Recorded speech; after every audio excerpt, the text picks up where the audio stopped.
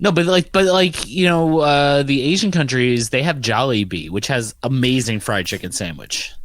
I keep forgetting to go. There's one like 2 blocks from me, and I keep forgetting to go over there to try it. It's such a bizarre fast food place because you go in there. That's the one that has the spaghetti and hot dogs. Yeah, they have like spaghetti and hot dogs, and then like you can get a chicken sandwich, and you can get like ramen. It's fucking crazy, but their food is awesome. It's really good. They have a great logo. Like the B is awesome.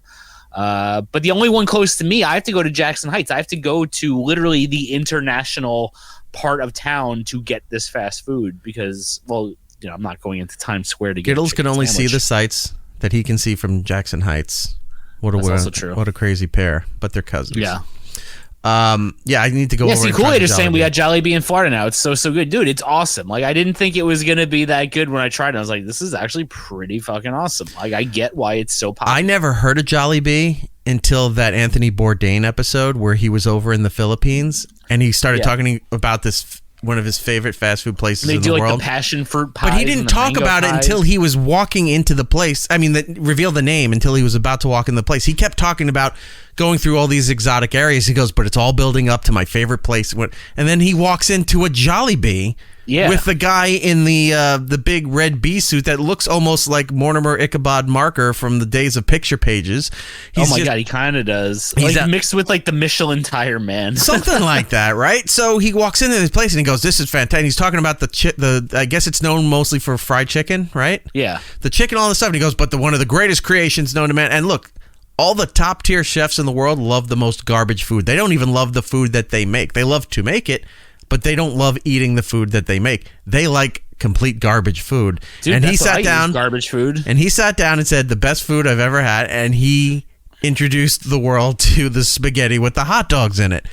And I said, this is insane. And then like a year later, they opened up one in Midtown in Manhattan. I still need to go and try it out. I don't know why I keep forgetting to go over there and try it out. It's great, man. It's like I didn't think it was going to be that good, and then I was like, you know what? It is. Lives up to the hype.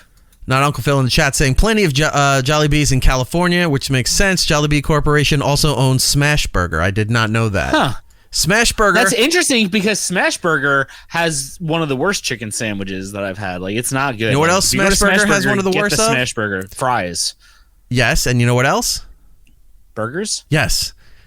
Smashburger is called Smashburger, has the worst Smashburger. There are plenty of other places that make the Smashburger style that are way better than that terrible chain. And you mentioned the French fries. You and I have talked about this. They're horrible. You walk in and that place blasts you with the scent of truffle oil. Truffle oil. They love the truffle oil there. They just it is so nauseating. A blower full of fucking truffle oil, man. It's the one time I tried that place, and I've only been there at once in my life.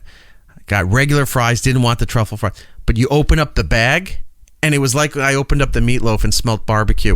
Everything smelled like truffle oil. The fries tasted like it, even though they weren't covered in the oil. It was just disgusting. Yeah, they put the truffle oil on it. They put the Parmesan on everything. But the problem is that once the truffle oil hits it, it doesn't matter anything else you put on it because you can't taste it. It is... I always say truffle oil is like the equivalent of like starting off your night with like a really strong IPA, because if you have a really strong IPA first beer of the night, like you're not really tasting much the rest of the night. Like, that's like scorched earth situation, you know? And that's how it is with truffles. Like to me, like I don't mind truffles, but I need them in like very small doses, like very, very, very small doses, because a little bit goes a long way. Right. And I don't need them on everything. Like it has to be like a certain like special occasions. And like my dad, huge mushroom fan. Like we grew up like going through the woods with, the Audubon book, like picking and identifying mushrooms. My dad hates truffles. He smells a truffle. I can't stand it. I know it's a delicacy. People love it. I can't stand it. It's just not for me. Gio, the interesting thing about the truffle, though, is that the smell is way, way, way, way, way more potent than the actual flavor taste of it. Yeah, yeah. The flavor doesn't really taste like too much. It's one of those the foods where you eat it and your sense of smell is like more important than the taste for it. Right.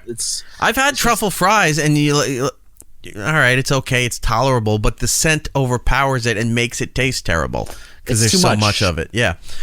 Gio from Colorado in the chat saying it's expensive and not good. Yes. Yeah. Smashburger is terrible. There's everybody else that makes a Smashburger. There's an account that I follow. I have yet to get to one of their things. It's Gotham Smashburger. Okay. You follow this account? They do a lot of planned pop-ups with different restaurants and different places.